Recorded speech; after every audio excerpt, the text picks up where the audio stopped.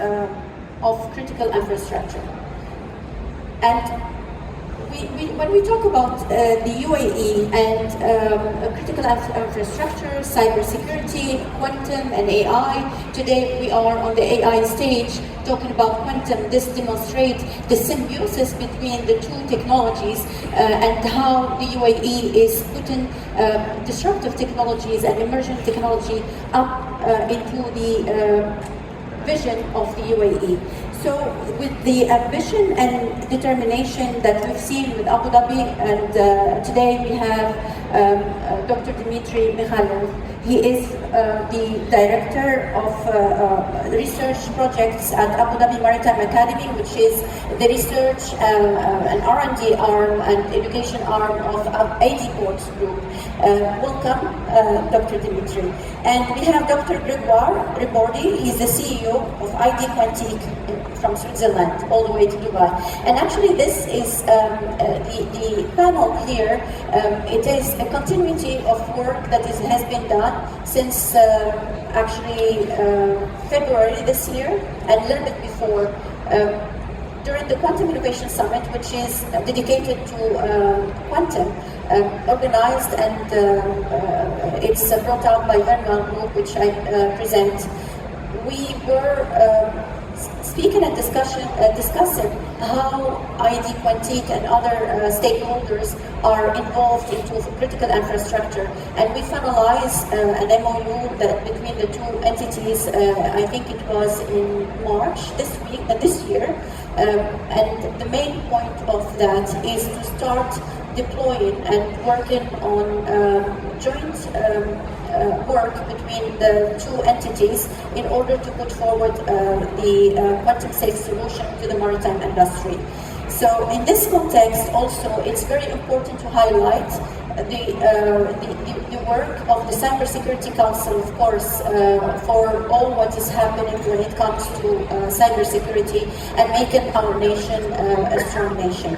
So I would like to, it's a privilege, of course, to have you both with us, and I would like you to take a minute to introduce yourself. Please, Dr. Gregoire, if you can. Yeah, thank you.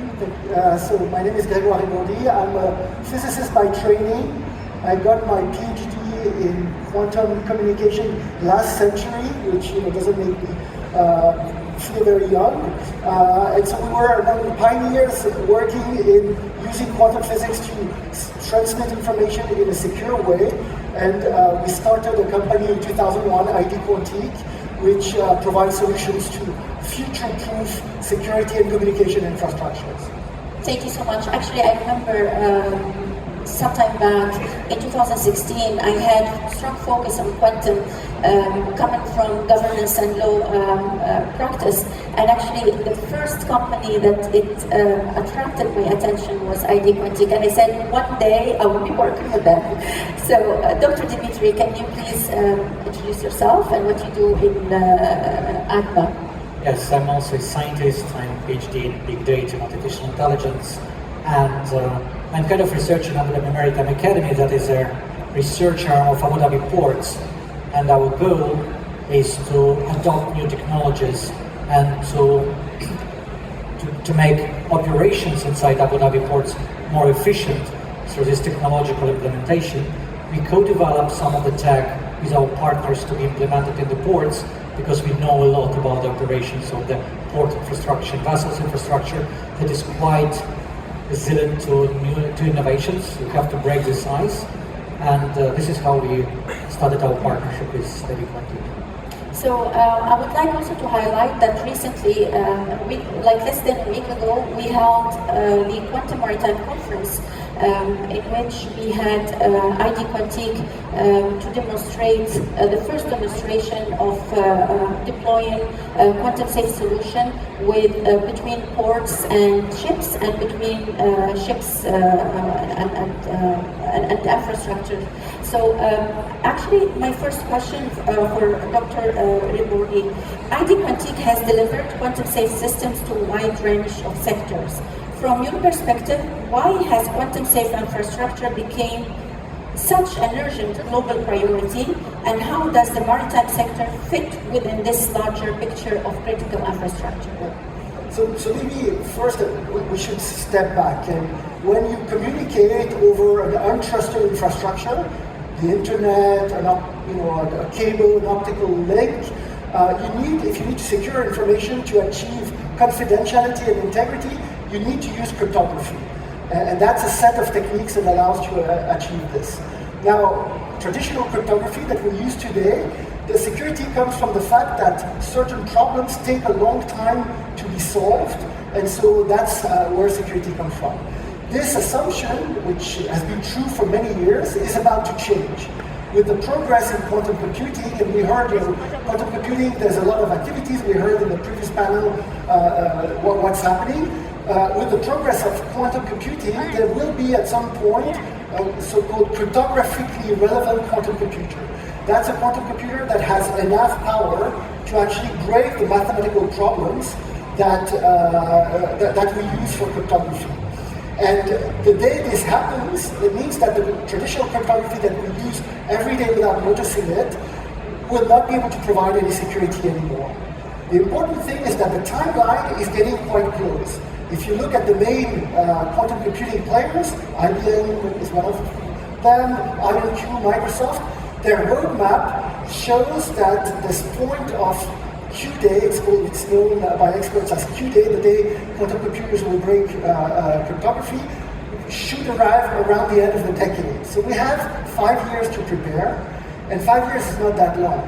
And there are two ways to prepare. One way is to use new mathematical problems. This is known as post-quantum cryptography, and this kind of cryptography relies on problems where there's no attack based on the quantum computer today. We don't know if there will be one tomorrow or in a few years, but at least today, these are believed to be safe. And that's one approach. The other approach is to use quantum against quantum, to use the principle that in quantum, if you measure something, you modify it, you perturb it, and so you can detect communication if you're communicating at the quantum level. And so at IDQ, we provide both solutions together in order to have a full suite of solutions to future-proof infrastructures. And so that's started happening in the telecom sector. Probably at the beginning of the decade, the first early adopters started to deploy this in their networks. And we're now looking also at other use cases, one of them being the maritime sector, and where we need really to find a good combination of these two solutions in order to secure a whole infrastructure. It's a great vision to the future. I would like to ask the audience who is familiar with the quantum threat and the issues with quantum computing able to break the RSAs in the near future. So the audience is informed. It's nice because a few years ago no one would have. Exactly. So it's great to hear. So Dr. Dmitry Mikhailov, turning to you in order to ask you, the Abu Dhabi Maritime Academy as the R&D arm of AD Ports Group has a mandate that links directly to the country's long-term vision. So how does Abu Dhabi Maritime Academy's work reflect the ambition of the nation to lead in technological sovereignty? Well, Abu Dhabi Ports, strong believer in quantum. We are now at the stage of Abu Dhabi Ports where we invest a lot of in artificial intelligence to improve the efficiency. And one of the reasons we hosted the first Maritime Quantum Conference, why we constantly invest in research. We have quantum computing in Abu Dhabi Ports now, because we are strong believers in quantum technology. We see how we can optimize even artificial intelligence that we implement now with quantum, and we can calculate margins. Actually, we can understand that if we implement these quantum computations, even through the cloud, we can get this income. And we are very careful with our financials here when we invest in the tech. And while playing with quantum computers, while implementing them, we understand how dangerous they can be if they are used by hackers.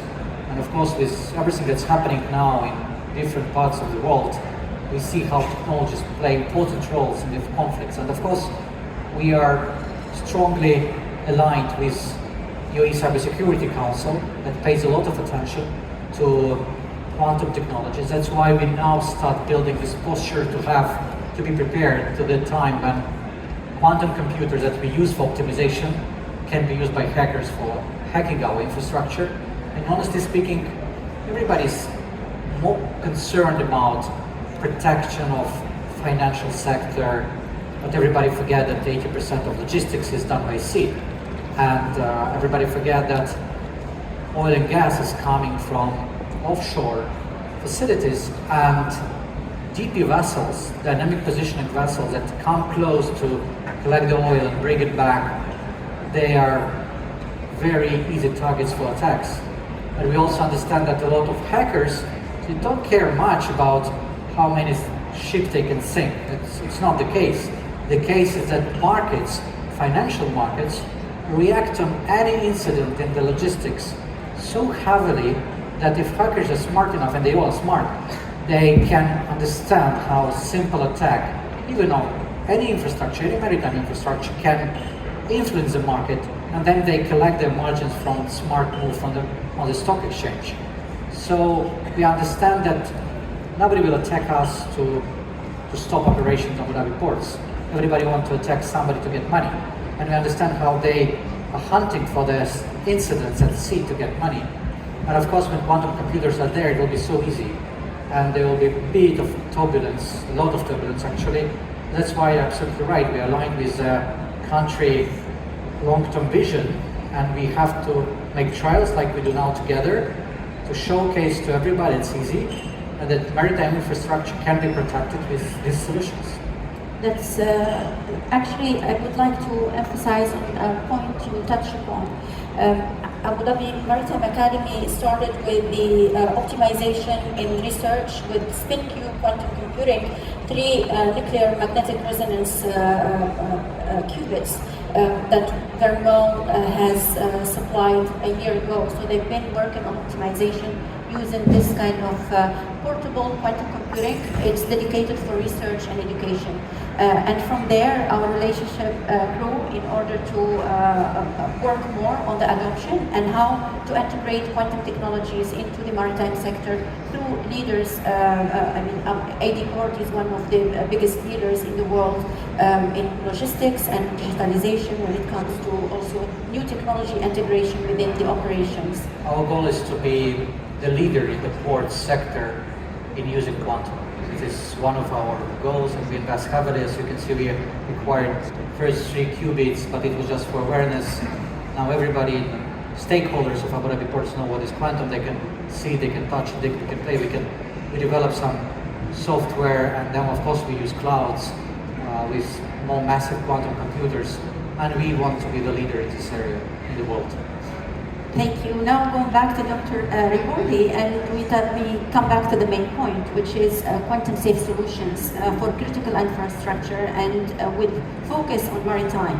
So you recently collaborated with Abu Dhabi Maritime Academy, which we highlighted on a demonstration of quantum secure communications during the Quantum Maritime Conference, which it is the first quantum conference dedicated for this sector.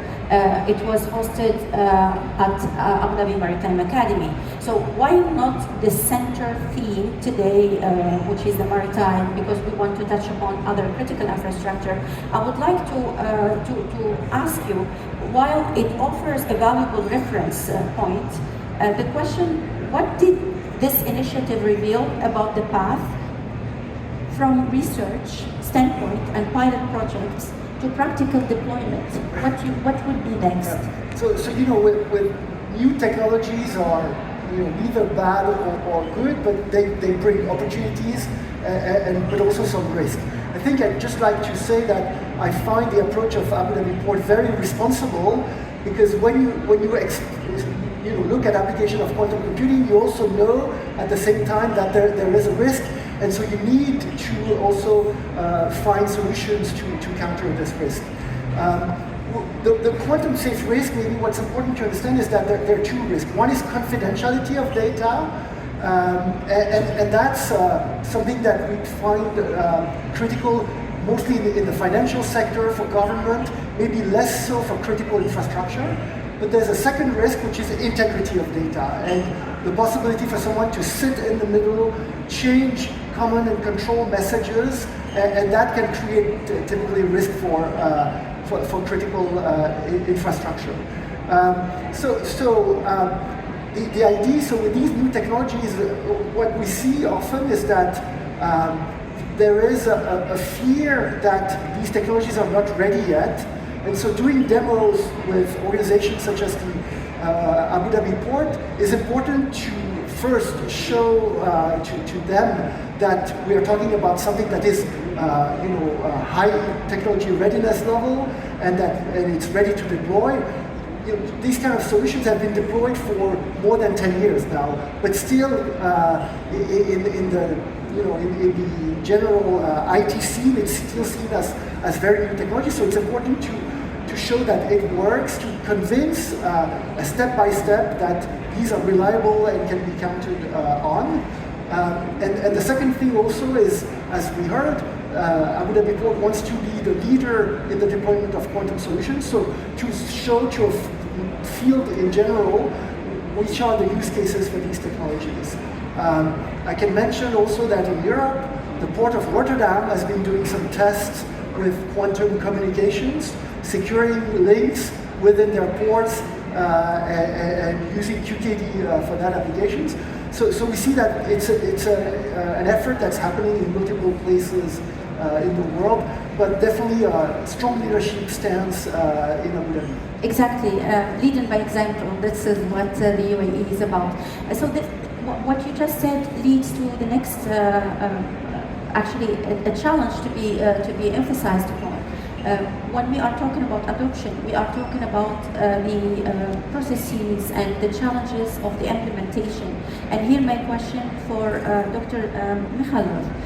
What do you think that would be the biggest bottleneck of the adoption of the quantum safe solutions in the maritime sector? Well, maritime sector is very harsh with adoption of anything, not only quantum. It's just because we are limited by class societies that are basically driving regulations in the area. And it's not only about quantum, it's about everything. Even AI, you want to install a sensor on a vessel, you have to go for the certification. It's not that harsh as it is in aviation, but it's still harsh. And why we are doing this, for example, experiment with ID Quantic, because the next step, we are planned to involve different class societies, DNV, TSNIF, all of them to show how it works, because we need regulations.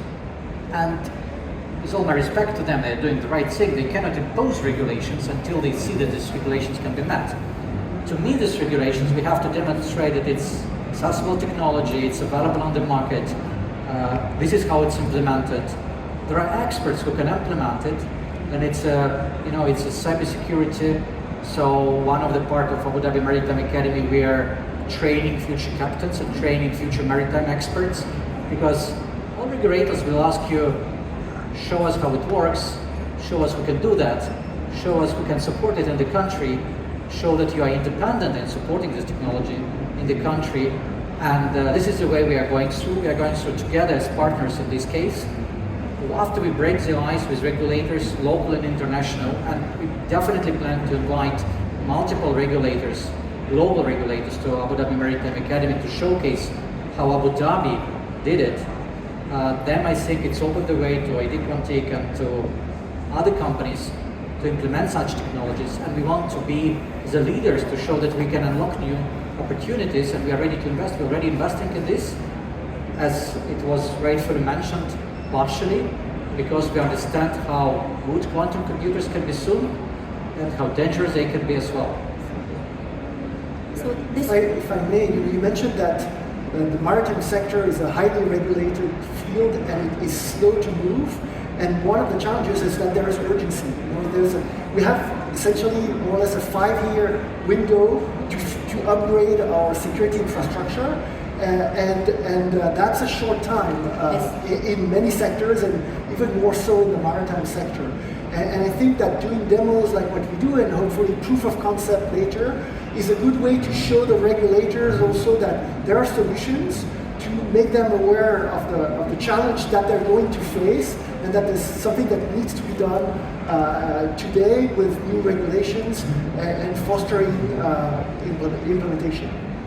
Thank you, Dr. Rigordi. Actually, my question was before you commented. It's related to the timeline, and we needed to start yesterday. And this is the problem that we are facing with the timeline of the transition and the implementation. And when we are talking about other sectors, can you give us some examples of implementation that happened that we could take as example to convince the policymakers, regulators that the time is now and not tomorrow? So indeed, it's very important to understand that with this timeline, it's not that when Q-Day arrives, you're a bit less secure. You're not secure at all anymore. There's no security at all. So once Q-Day arrives, it's too late. And in certain industries, there's a challenge with confidentiality of information, because information could be intercepted today and then stored in an encrypted format and then decrypted later. It's probably not a big issue for the maritime sector, more so for finance, government. This attack known as harvest now, decrypt later. So these sectors are starting to move, with regulators, typically in the financial sector, starting to come out with requirements on being quantum safe, deploying quantum safe solutions. Same thing in the telecom sector. To give you an example, we deployed some quantum safe solutions in Korea in the backbone of a company called SK Telecom, which is the leading telecom provider. Their 5G backbone uses quantum key distribution to secure communications, and they wanted to do that because of the enhanced security requirements that you have with 5G. 5G is not only used for data, but also there are lots of other applications of 5G in smart industries, connected cars, and things like this. And so breach is highly critical in such a context. So that's an example of applications. Briefly, another example that I can mention is that central banks in some countries are starting to deploy these kind of solutions in their backbone, again, to be ready against the quantum threat. You mentioned Q-Day. Probably some of the audience never heard about this word. Can you highlight what is it about? Q-Day is the day, and is it going to be a day, a week, a month? But it's the time when there will be a quantum computer that is sufficiently powerful to break the current encryption, RSA, elliptic curve, this kind of encryption.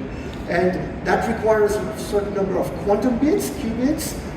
And if you look at the roadmap of the most advanced players now, as I was mentioning earlier, 2030, there is a big risk that this happens. If you look a few years ago, the US government came with a recommendation for quantum safe upgrade, and the first timeline they gave was 2035, so 10 years. And recently they updated this recommendation to 2030, and so there is a convergence of opinion by experts to say that the end of the decade requires this upgrade. And maybe what we don't realize is that it's going to be difficult. It's not a simple patch overnight. It will require first to know where there is a risk, where do we use cryptography, and then devise a strategy to upgrade and implement this strategy. Thank you. Now, turning back to you, Dr. Mikhailov. My question is, what do you think that it needed to be done in order to make or place Abu Dhabi Maritime Academy as the center of quantum technology dedicated to the maritime sector with the implementation and adoption? And do you think, of course, partnership is very, very important, but do you think that a consortium of its kind within this industry would push forward to achieve what we need to achieve within the timeline to get the stakeholders involved? Well, we all are profit driven, and of course we are ready to invest only if we understand the profits. We started with artificial intelligence. It's going very successful. We invest now a lot in infrastructure, in GPUs, in our clouds, and we adopt the technologies. And then why we are called Abu Dhabi Maritime Academy as a subsidiary of Abu Dhabi Ports is because we also have very good training programs. So we have local employees, for example, who understand artificial intelligence, who know how to work with this. We are, I would not say independent, but we know what we are doing. We are controlling this. We are doing the same with quantum. We started earlier, we want to be the leaders, and we build a lot of partnerships. We learn a lot. We create the capacity, in-country capacity, to support the tech. And there is less fear, because a lot of fears when regulators don't understand who's going to support it, when our management doesn't understand where they will take talents to support it as well. We close these gaps. As these gaps are closed, we show that quantum computers can be good for having additional revenue by optimization. We have 300 vessels. There is a lot of optimizing. And we also can see that we can close the gaps and help the country to reach its goals in cybersecurity resilience. That's what drives us. And of course, we're ready to invest in protection with quantum because we are getting revenues due to quantum computers, and we have the whole capacity. So leadership in this area doesn't mean that we will take and spend millions of dollars on buying quantum computers and implementing quantum computers. It means we'll build local capacity for using quantum tech, and we can provide this capacity to other players in UAE and globally as well. And if I may add, one of the challenges that we see in addressing the opportunities of quantum computing, but also the challenges, is the workforce. Current engineers mostly have not been trained with about quantum technologies, and having the opportunity to see real use cases, to participate, to projects is very important in developing the leadership of a nation in the field of quantum technology. So I think that's also a bold move, but also something that is probably going to bring a lot of profit benefits. That's great to hear the will of collaboration, and of course to understand the strategy of AD Ports Group. So it's driven, of course, by profit, but at the end of the day, they are also the management is keen to integrate the disruptive technology or emerging technology into the operations. And I would also add that Verma Group and Abu Dhabi Maritime Academy launched a challenge, which is industry challenge, and we called different industry leaders. It was open call for everyone in order to provide solution for specific industry problems that could not be solved using conventional computer. And the challenge is ongoing, and it will take more months. And the first impression of AD Ports Group when they saw the shortlisted was amazing. So we have the leaders talking about INQ and other companies who were in the challenge, and they are continuing. So the outcome will be great, and we will see more and more paths and different ways of adoption of quantum technologies in the maritime sector. And this is one of the pledge of Verma Group since 2020 was the pledge to push forward quantum technology since that time in order to be not I wouldn't say mainstream, but more likely envisioned as the technology of the future, hand in hand with AI, to move forward and create a solution to problems that are hard to solve today. Thank you so much for being with us, and I would like to thank Dr. Mikhailov for making it from Abu Dhabi, and Dr. Ibordi for making it all the way from Switzerland. Thank you, and thank you too for being here. And thank you very much for hosting this conversation for us as well, and for being here. Despite everything, you're still here having a great conversation. All right, we heard about some of the risks there that are possible, of course, in the maritime industry, but also alluding to the broader set of risks that we might face. In this next conversation, we're going to be talking about maybe a little more the opportunities, the solutions, the practical applications for quantum in today's economy. And I'm very excited to bring just the right person to have this conversation with us, Tamir Baghdad. He is the founder at Quantum Basel in Switzerland. They are leading Europe's first dedicated quantum and AI innovation campus with over 500 million Swiss francs in private investment, and certainly the right person to share with us some of these opportunities. Please welcome to the stage, Damir Bagdan.